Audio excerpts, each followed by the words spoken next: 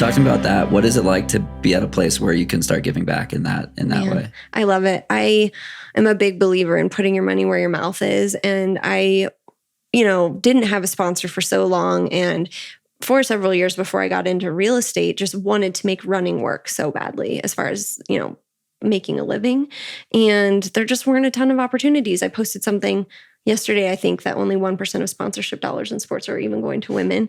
But running is got its own problems, though. There aren't a lot of sponsorship dollars to go around. So I am so happy to write those checks.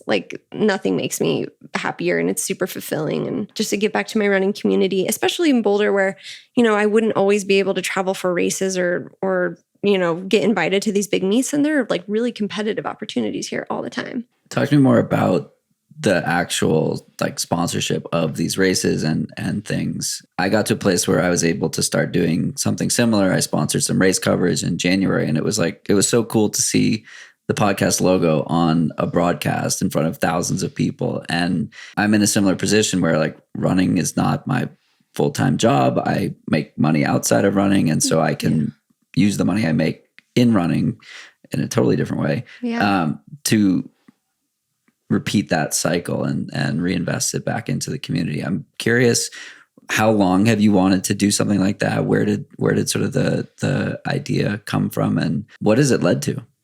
Well, the general idea for me personally is just tithing. So I've always believed in giving a portion of my income away, and not just randomly putting it in a bucket. I kind of wanted to track where that goes, or I don't know, have a little more control over it, which maybe I need to work on letting that go too.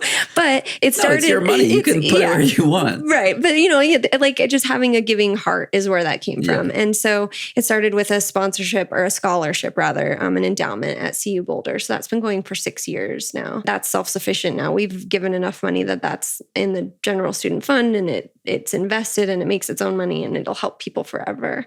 So once we got to that point at CU, that's when I really wanted to deviate and finally start the foundation, which has been on my mind since I had a child in college. My phone's ringing, so it's probably her because I have it on Do Not Disturb. Anyway, so great timing. That was wild.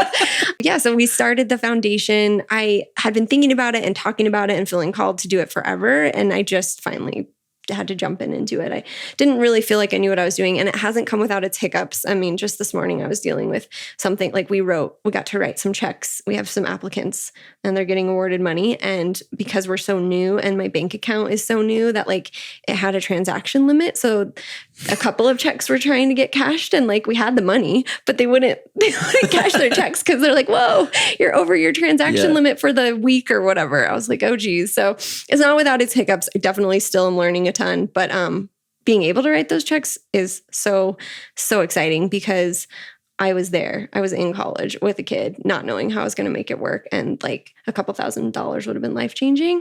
And so to have the ability to do that now and give somebody some peace of mind so they can focus on graduating and running, that means the world to me. If someone's listening, they're whoa, that's awesome.